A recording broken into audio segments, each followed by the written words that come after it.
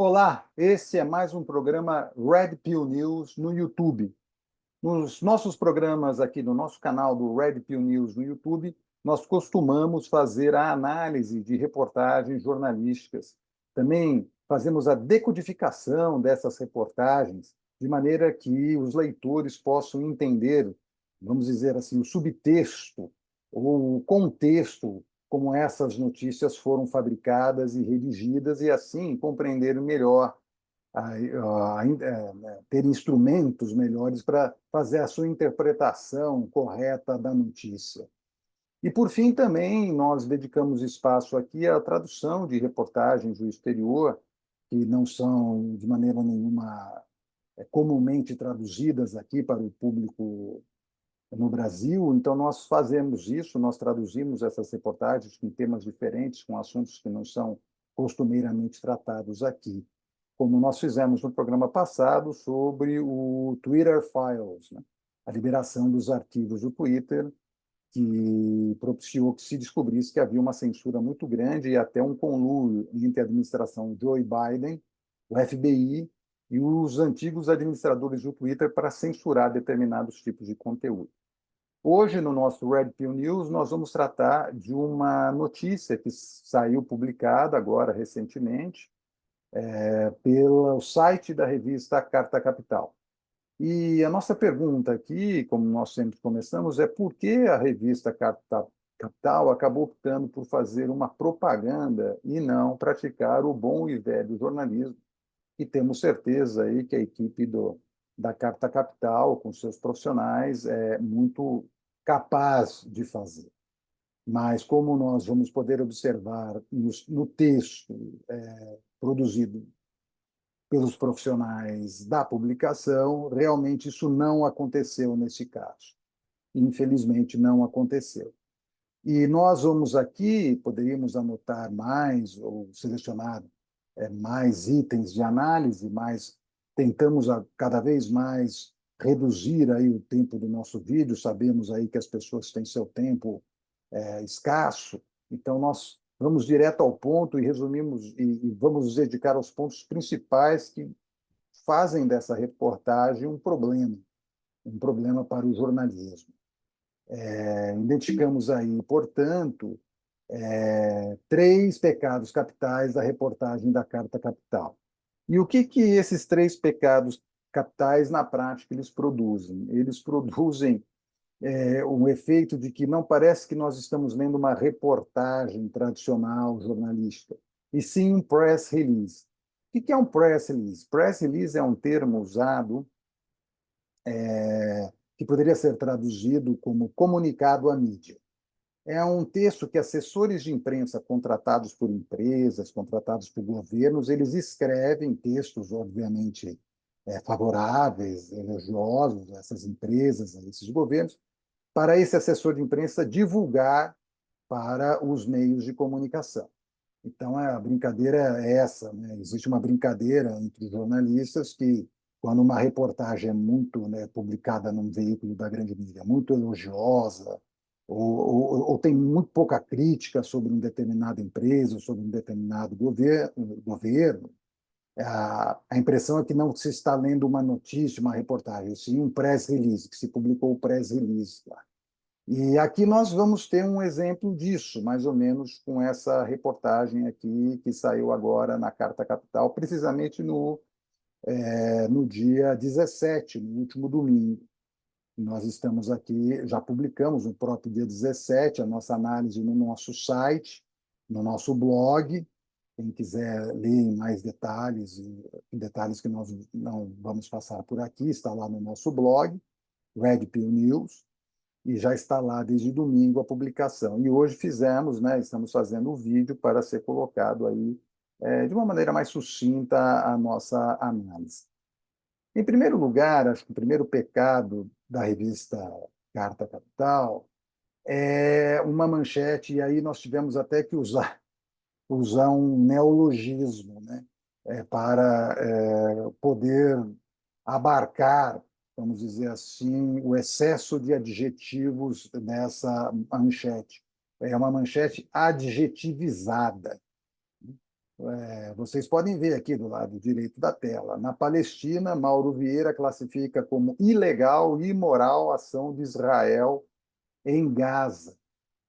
O ministro criticou Israel e a comunidade internacional pela clara insuficiência da ajuda humanitária, ou seja, é uma profusão de adjetivos e adjetivos críticos à ação de Israel.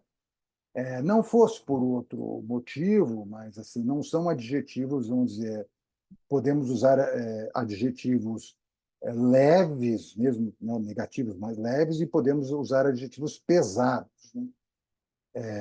Não necessariamente de baixo calão, que estou querendo dizer aqui, mas pesados no sentido de que, quando o chanceler Mauro Vieira classifica como ilegal a ação de Israel, num conflito internacional, na prática, ele está acusando Israel de um crime de guerra. Então, o chanceler Mauro Vieira, o ministro das Relações Exteriores do governo Lula da Silva, na prática, acusa Israel de crime de guerra ali na faixa de Gaza. Nós realmente não.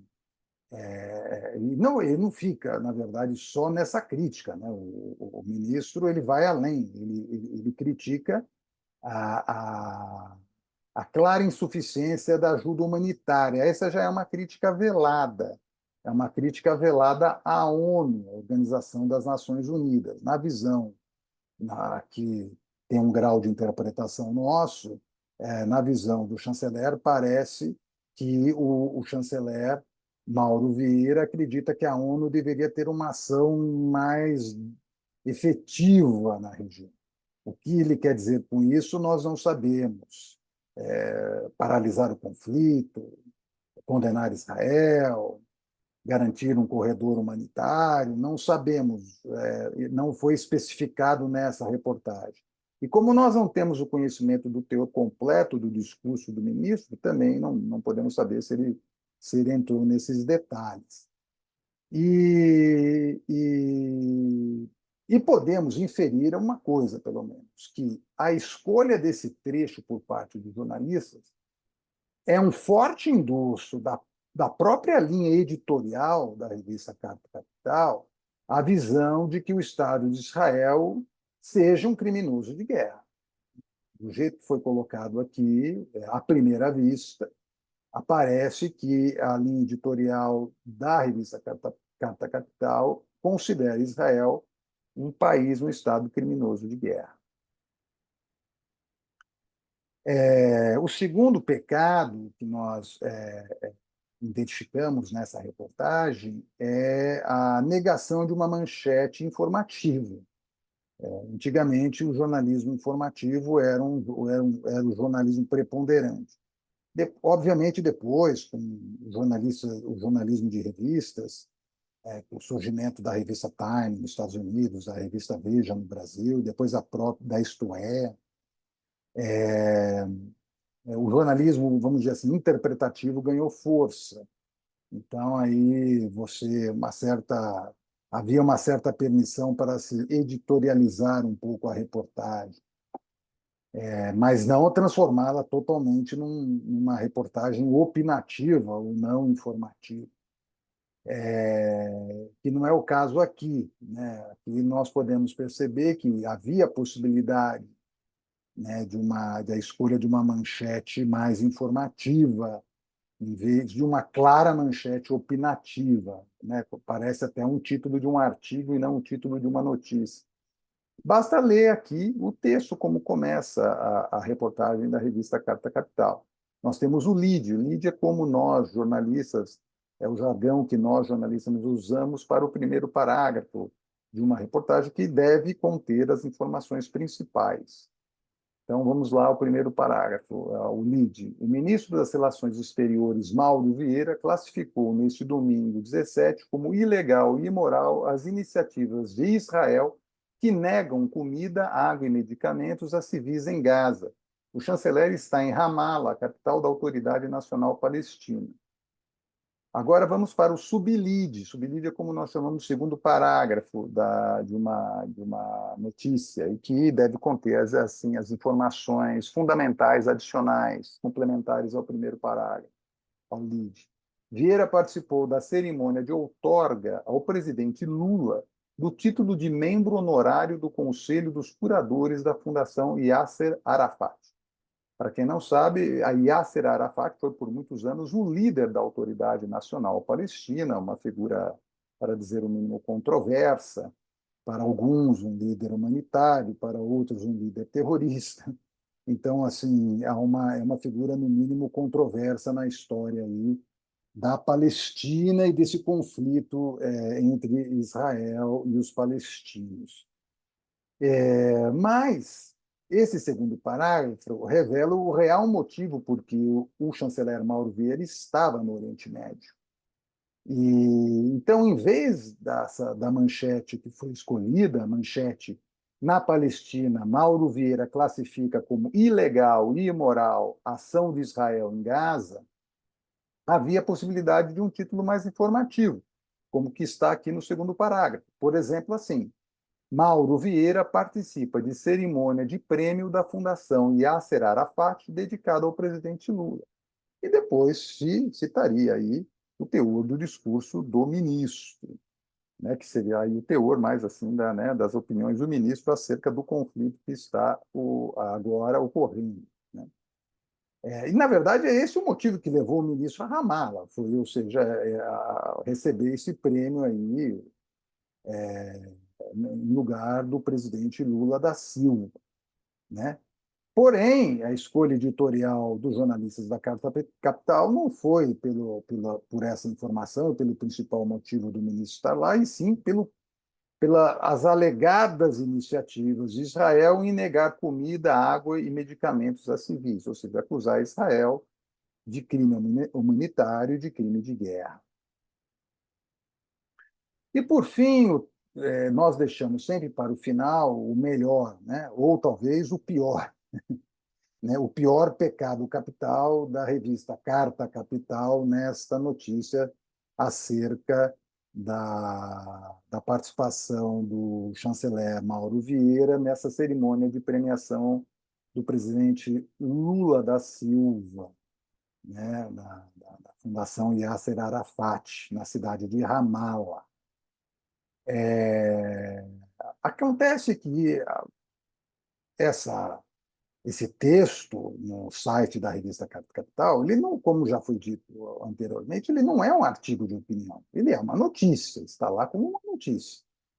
E uma notícia especialmente grave, porque é uma notícia que coloca lá na sua manchete, no seu lead, no seu primeiro parágrafo, uma acusação de crime de guerra feita a Israel. E em nenhum dos parágrafos dessa notícia, na continuação dessa reportagem, há um espaço sequer dedicado à justificativa israelense, à posição israelense. Israel é acusado pelo chanceler Mauro Vieira, e ele fala sozinho, é uma reportagem de uma fonte só. É por isso que nós brincamos que isso mais parece um press release do ministro Mauro Vieira do que uma reportagem propriamente sobre o tema, né? Aliás, até mesmo o itinerário do ministro também revela a parcialidade mesmo do governo brasileiro nessa questão. O ministro Mauro Vieira está aqui no texto que está aqui do lado direito da tela, nós podemos ler a continuação do texto original da Carta Capital. O ministro brasileiro começou sua viagem ao Oriente Médio na última sexta-feira 15 e deve retornar nesta sexta-feira 20. De acordo com o Ministério de Relações Exteriores, além de Ramallah e Amman, o roteiro de Mauro Vieira inclui Beirute, no Líbano, e Riad, na Arábia Saudita, ou seja, Israel não está no roteiro do representante aí do governo brasileiro, que teoricamente né, queria mediar e abordar esse conflito que existe na região. Bem, na prática, o que acontece? O que nós temos aqui? Nós temos aqui que, sem ouvir os diversos lados de um assunto, uma reportagem pode se transformar em pura e simples propaganda. pura e simples propaganda, no caso aqui, por exemplo, uma propaganda contra a ação de Israel em Gaza. Não fazemos aqui uma defesa da ação de Israel em Gaza. Não é nosso papel fazer essa defesa aqui, mas é nosso papel defender um protocolo jornalístico básico, que é ouvir todos os lados de uma questão. Não é possível abandonar esse protocolo, que é o que garante que uma notícia tenha a mínima característica de jornalismo.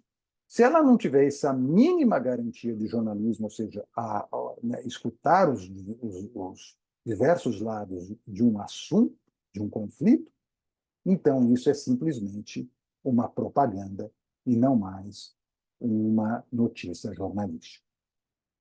Quero agradecer a todos que me ouviram até agora, lembrar a todos aí que, se possível, curtam a nossa página no YouTube, compartilhem esse nosso texto e vamos seguir, leiam o nosso blog.